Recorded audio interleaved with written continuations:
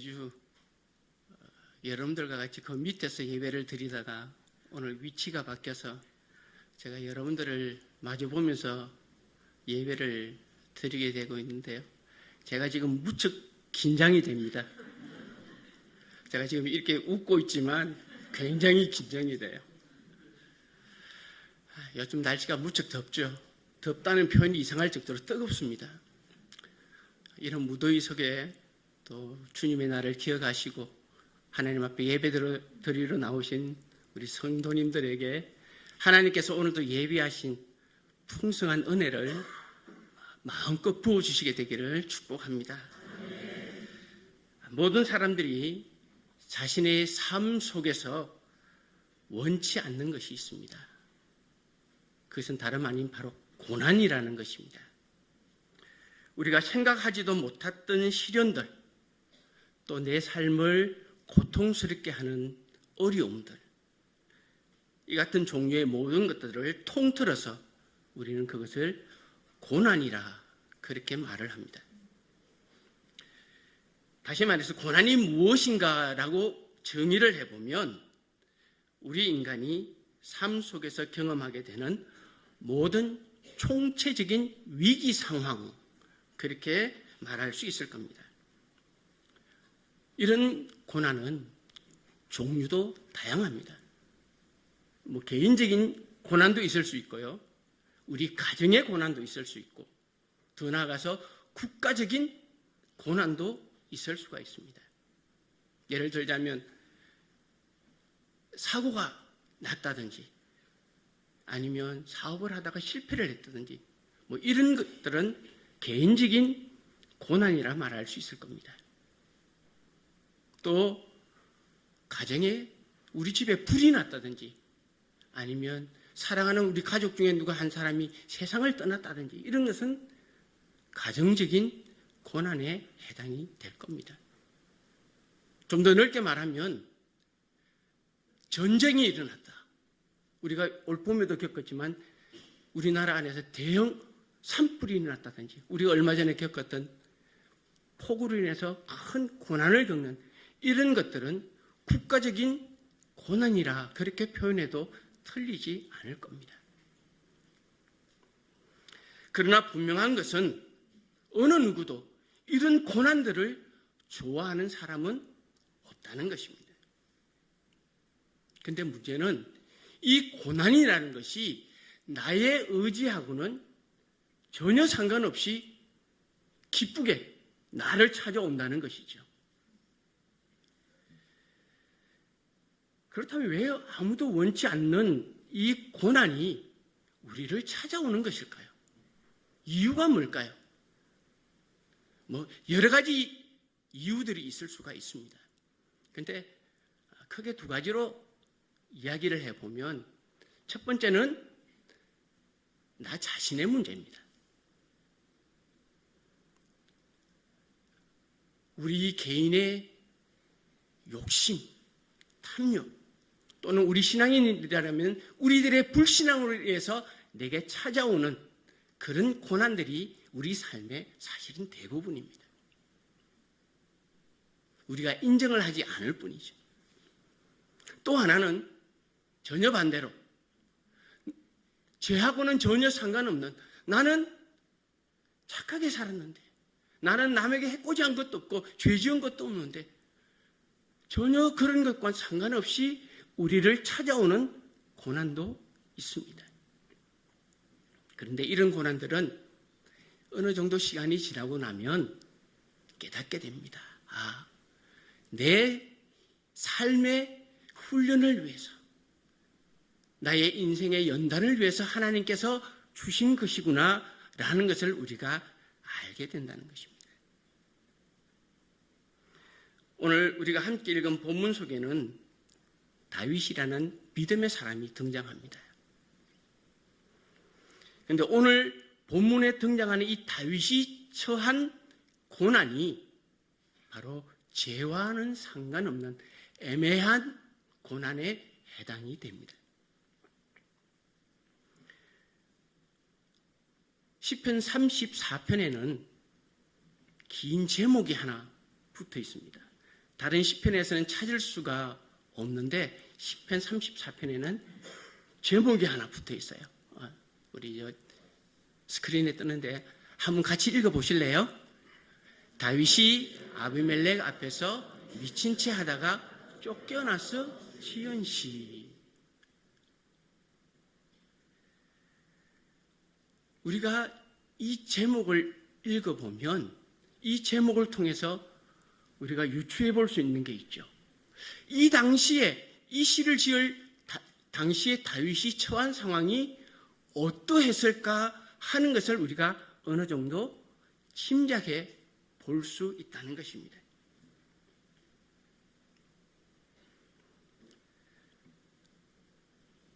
그런데 우리가 시편 34편 전체를 자세히 읽어보면 엄청난 어려움과 힘든 상황 속에 있었던 다윗이 지은 시이긴 하지만 하나님을 향한 원망이나 불평의 내용이 없다는 것입니다.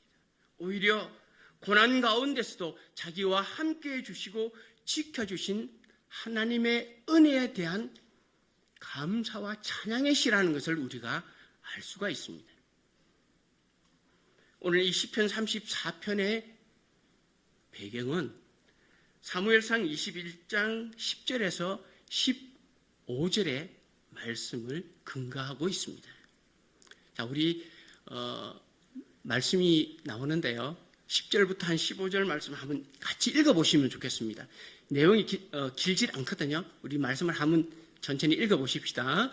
그날에 다윗이 사울을 두려워하여 일어나 도망하여 가드왕 아기스에게로 가니 아기스의 신하들이 아기스에게 말하되 이는 그 땅의 왕 다윗이 아니니까 무리가 춤추며 이 사람의 일을 노래하여 이르되 사울을 죽인 자는 천천히요 다윗은 만만이로다 하지 아니하였나이까 한지라.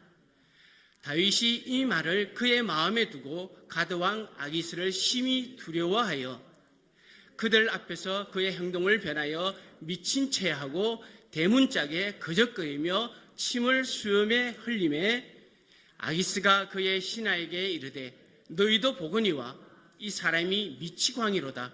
어찌하여 그를 내게로 데려왔느냐? 내가 미치광이가 부족하여서 너희가 이 자를 데려다가 내 앞에서 미친 짓을 하게 하느냐? 이 자가 어찌 내 집에 들어오겠느냐 하니라. 시편 34편의 배경입니다.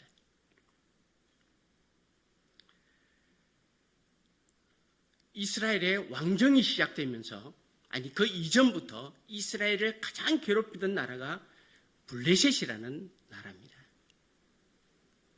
그런데 왕정이 시작되고 사울이 왕으로서 이스라엘을 다스리던 어느 때에 블레셋이 이스라엘을 침공합니다. 그런데 다른 때와 달리 블레셋은 아주 강력한 장수 하나를 데리고 나옵니다. 바로 골리앗이라는 사람입니다. 여러분들 잘 알고 계시죠? 이 골리앗이 나와서 이스라엘과 대치하면서 하나님을 모욕하고 이스라엘 군대를 모욕합니다. 그런데 문제는 이스라엘에서 아무도 그를 대적할 사람이 없다는 것입니다. 그런데 마침 이 다윗이 아버지의 심부름을 받고 음식을 들고 전쟁에 있는 형들을 찾아옵니다. 그리고는 그 광경을 목격하게 되죠. 그리고는 참을 수 없는 울분에 다윗이 골리앗을 마주 대해서 나가서 생각지도 못하게 골리앗을 물리치고 승리합니다. 아무 이름 없던 무명했던 다윗이 일약 이스라엘의 영웅이 된 그런 사건입니다. 그리고 전쟁에서 승리하고 돌아오는데 이스라엘 백성들이 외칩니다. 사울은 천천히요 다윗은 만만이다. 기분 좋게 돌아오던 사울왕이 백성들의 이 노래 소리를 듣고 기분이 말 그대로 팍 상해버렸습니다. 그러나 그것까지는 좋았어요. 그 이후로 이 다윗은 사울왕의 사이도 되고 또 사울왕의 측근에서 장수로서 이스라엘의 큰 역할들을 해냅니다. 시간이 지나면서 점점 이스라엘 백성들에게 신임과 존경과 찬양을 받아가는 이 다윗을 보면서 사울 왕이 이 다윗을 그냥 둬서는 안 되겠다 생각을 합니다. 왜? 자신의 왕권에 위협이 되는 존재로 생각을 했습니다. 그래서 그때부터 다윗을 죽이려고 합니다. 틈만 나면 다윗을 죽이려고 기회를 엿봅니다. 그러나 그때마다 다윗은 위기를 극복하고 드디어는 이 사울의 핍박을 이기지 못해서 도망을 칩니다. 그런데 문제는 도망친 다윗을 그냥 두면 얼마나 좋겠습니까? 그런데 사울 왕이 다윗이 어디 있다고 얘기만 들으면 끝까지 쫓아가서 다윗을 죽이려고 합니다. 그러니까 다윗이 이스라엘 땅 안에서는 어딜 도망 다닐 데가 없어요. 그래서 결국 어디를 가느냐 하면 자신들의 적국 블레셋 땅으로 망명을 하게 됩니다. 여러분들 망명하면 어떻습니까? 그냥 막 몸만 넘어가면 됩니까? 아니죠. 내가 당신 나라로 망명할 테니 허락해 주십시오 라고 허락을 받아야 됩니다. 아마도 다윗도 이 아비멜렉 왕에게 허락을 구했을 겁니다. 그때 성경인 기록은 없지만 아비멜렉 왕은 아마도 기뻐했을 거예요. 왜? 골리앗이라는 어마어마한 장수를 이긴 그 놀라운 인재가 자신에게 온다니까, 자신의 신하가 되겠다고 온다니까 얼마나 좋겠어요. 그래서 아마도 허락을 했던 것 같습니다. 그래서 다윗이 자신을 따르는 무리들을 이끌고 블레셋 땅으로 들어옵니다. 그런데 문제는 그것으로 끝나지 않았어요. 이 블레셋의 신하들이 아비멜렉 왕을 찾아와서 왕이시여, 지금이 기회입니다. 저 다윗이 누굽니까? 사울은 천천히요, 다윗은 만만이라고 칭송하는 이스라엘의 영웅입니다. 지금 안 죽이면 죽일 기회가 없을 겁니다. 앞으로 우리 블레셋의 크나큰 후황거리가 될 겁니다. 죽여야 됩니다. 계속 간청을 하는 거죠. 그런데 이런 얘기를 다윗이 소문으로 듣게 됩니다. 이거 잘못하면 블레셋에 들어와서 죽겠네. 이런 생각을 하게 되죠. 그러는 어느 날 아비멜렉이 다윗을 궁으로 부릅니다. 궁으로 들어가던 다윗이 분위기가 심상치 않은 걸 느끼죠. 그러더니 왕 앞에서 갑자기 수염에 침을 흘리면서 궁전의 벽을 긁으면서 미친 짓을 합니다. 그것을 본 아비멜렉이 아니, 이 땅에 미친 사람이 없어서 저런 미친 사람을 내가 데려왔나? 빨리 쫓아내라. 그렇게 해서 블레셋의 왕궁에서 쫓겨나게 되죠. 말 그대로 겨우 목숨만을 건져서 아비멜렉의 왕궁에서 쫓겨납니다. 그리고 지은 시가 시편 34편의 시입니다. 우리 성도님들 한번 상상해 보십시오. 내가 당한 일은 아니지만 이때 다윗의 심정이 어떻게 했을까요? 참으로 비참했을 겁니다. 다윗이 누굽니까? 하나님께 의해서 기름 부은 받은 사람입니다. 앞으로 다음 때에 이스라엘이 왕이 되기 위해서 구별되어져 있는 사람이라는 말입니다. 그런데 그가 특별한 죄를 지은 것도 없이 왕권의 위협이 된다 해서 사울 왕에게 쫓기고 갈 데가 없어 블레셋의 땅에 와서 망명하고 있는 상황에서 이제는 목숨의 위협을 당하고 자신의 목숨을 지키기 위해서 미친 사람 흉내내고 있어야 되는 이 상황, 다윗의 입장에서는 어떻겠습니까? 말로 못한 비참함일 거예요. 아마 저와 여러분들이 다윗과 같은 이런 상황이 처했으면 어떨 것 같아요? 저 같으면 그럴까요? 아이고 하나님 왜 이러십니까? 내가 뭔 죄 지은 것도 없는데. 아마 그렇게 원망했을 겁니다.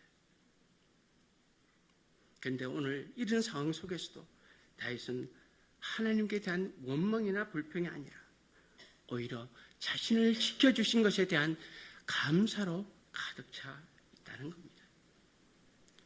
어떻게 이런 상황에서 하나님께 감사할 수 있을까? 저나 여러분들은 예수 믿는 사람들입니다. 신앙인입니다. 우리의 신앙이 어떤 때에 나타날까요? 바로 이런 상황 아닐까요? 늘 좋을 때 감사할 수 있는 건 누구나 할 수 있습니다. 그건 안 믿는 사람도 할 수 있어요. 그러나 힘들고 어려울 때, 고난이 닥쳐왔을 때, 그때 하나님 앞에 감사할 수 있는 그 모습, 그것이 참 신앙의 모습이 아니겠습니까? 오늘 우리가 읽은 본문에도 보면 6절에 이렇게 다윗이 말합니다. 이 공고한 자가 부르짖음에 여호와께서 들으시고 그의 모든 환난에서 구원하셨다. 다윗이 지금 뭐라고 자신을 표현하죠? 공고한 사람. 나는 공고한 사람이다.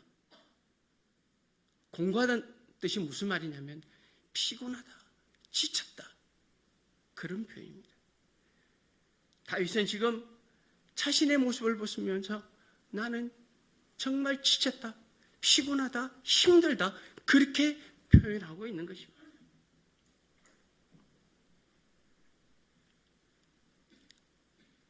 말 그대로 다윗은 사울 왕에게 쫓겨다니고 블레셋에서 목숨을 위해서 비참한 행동까지 해야 하는, 말 그대로 두 다리 쭉 뻗고 잠 한 번 편히 잘 수 없는 그런 상황에 처해 있는 사람이 바로 다윗입니다.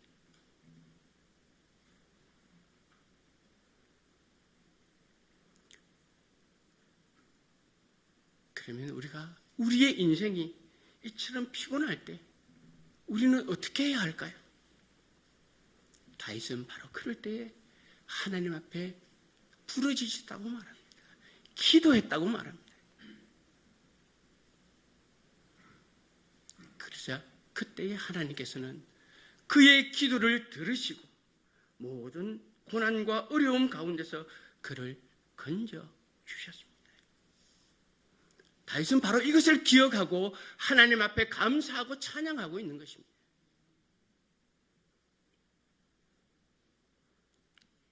여러분들, 기도가 뭐죠? 기도는 우리의 모든 어려움들을 풀어낼 수 있는 열쇠입니다.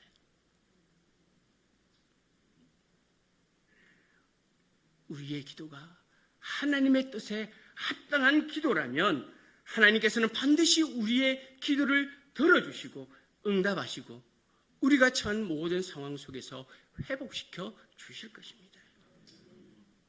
하지만 때때로 우리가 아무리 기도해도 막막하기만 할 때도 있습니다.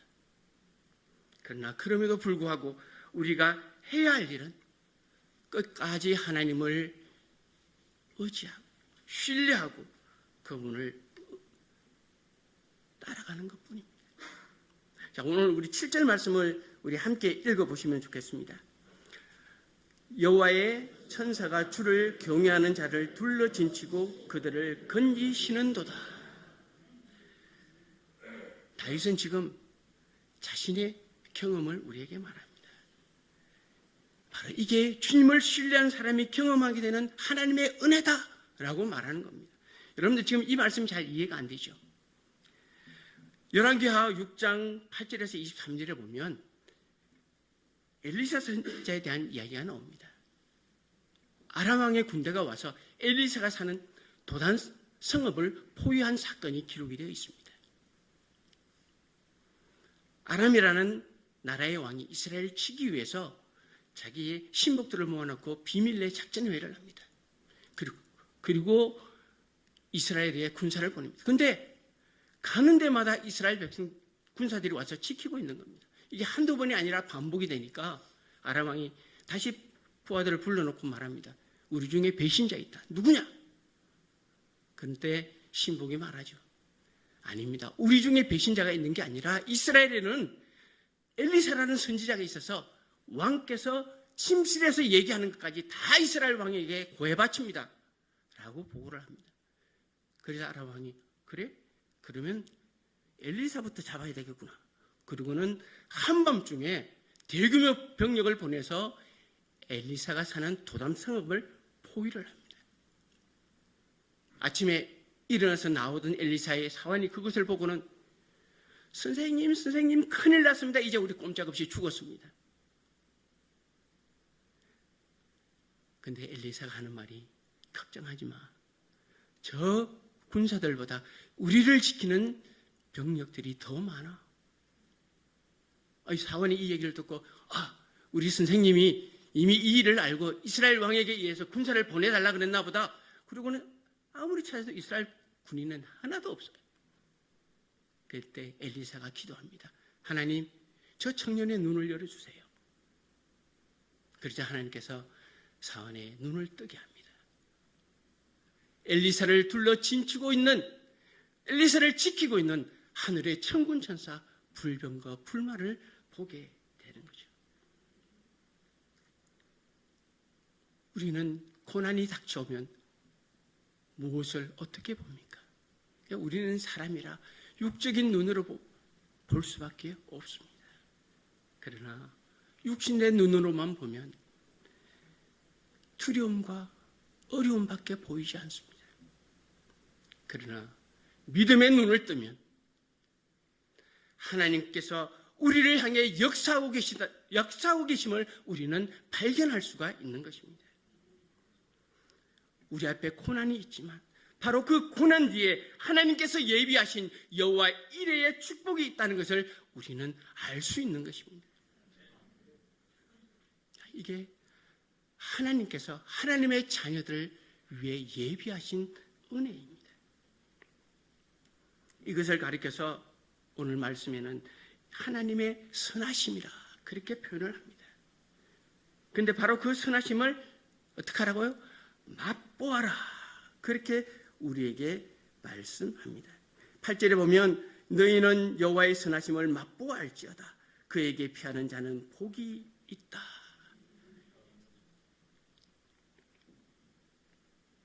여러분, 맛보다는 말이 무슨 말이죠? 미각적인 표현을 했습니다. 맛보다, 경험하다, 체험하다 그런 표현이에요. 여러분들 요즘 맛집이라는 걸 소개하시면 잘 찾아다니시죠? 가셔서 맛있는 음식 안 먹고 나면 그게 자꾸 생각이 나서 다음에 또 찾아가요. 왜? 맛있는 걸 먹어봤기 때문에, 경험해봤기 때문에 자꾸 생각이 나는 겁니다. 하나님의 은혜도 마찬가지입니다. 이 은혜를 한번 경험해 본 사람은 계속해서 그 은혜를 사모하게 되는 것이죠. 때문에 우리 앞에 어떤 고난이 닥쳐온다 하더라도 그 은혜를 경험해 본 사람은 결코 실망하지 않습니다. 왜냐하면 이 고난 뒤에 하나님께서 나를 위해 예비하신 은혜가 있다는 것을 알고 있기 때문입니다. 비록 지금 현재는 내 자신이, 우리 가정이, 또 내 자녀들이 고난과 어려움 속에 있다 할지라도 그 고난 뒤에 예비해 놓으신 하나님의 은혜를 우리가 이미 알고 있기 때문에 어떤 공고한 중에서도 포기하지 않고 주님을 의지하며 기도할 수 있는 것입니다.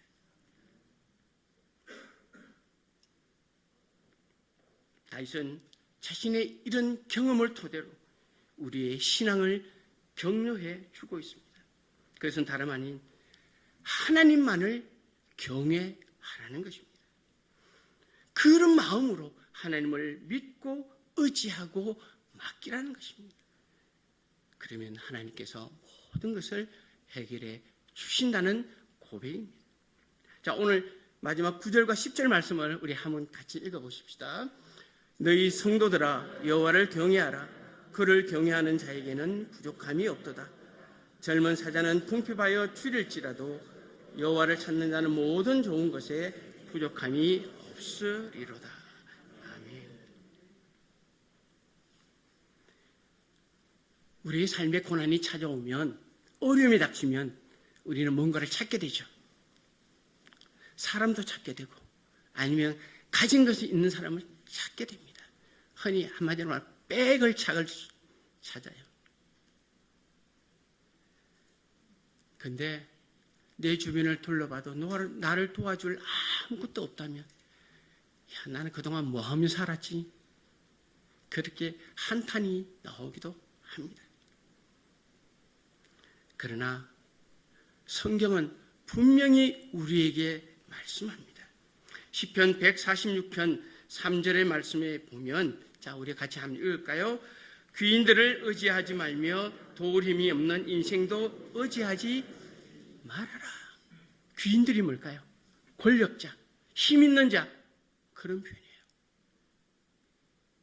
근데 성경은 내게 어려움이 오고 고난이 오거든 그런 사람들 찾지 말라는 겁니다. 왜? 결국 그들도 똑같은 우리와 같은 존재들이라는 것입니다. 그러면 우리에게 고난이 오고 어려움이 오면 우리는 뭘 해야 될까요? 뭘 찾아야 될까요? 자, 그게 146편 5절에 답이 나옵니다. 자, 함께 읽겠습니다.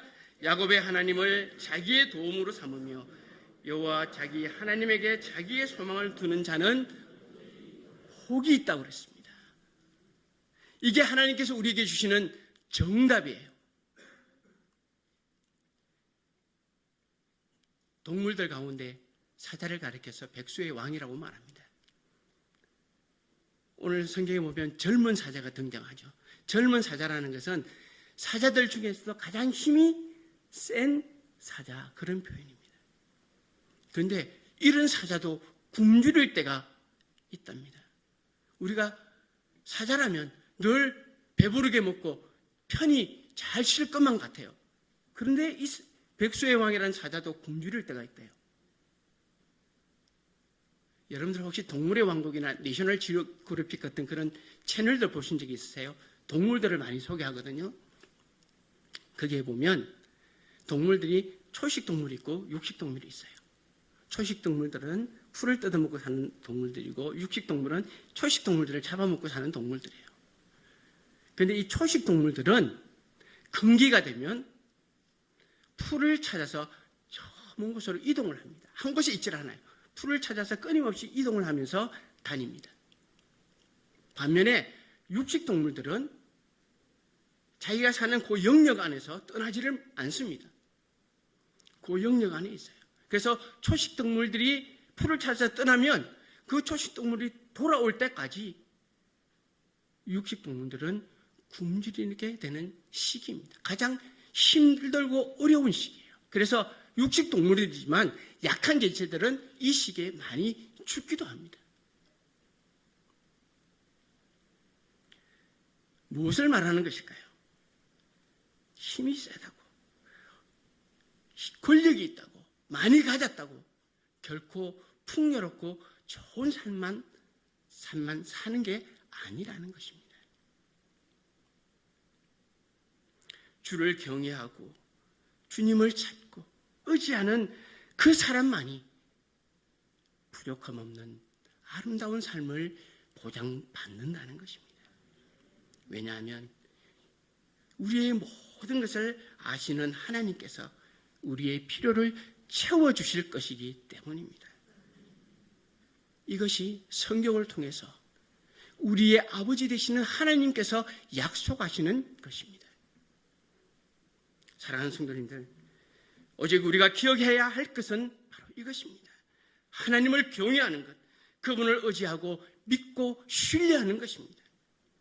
그러면 하나님께서는 공고한 우리의 인생을 회복시켜 주실 것이고 우리가 처한 모든 고난 가운데서도 우리를 보호하시고 반드시 지켜주실 것입니다. 이 같은 하나님의 선하심, 하나님의 놀라운 은혜를 날마다 맛보며 경험하며 살아가는 우리 성북중앙 가족들 되시기를 예수님의 이름으로 축복합니다.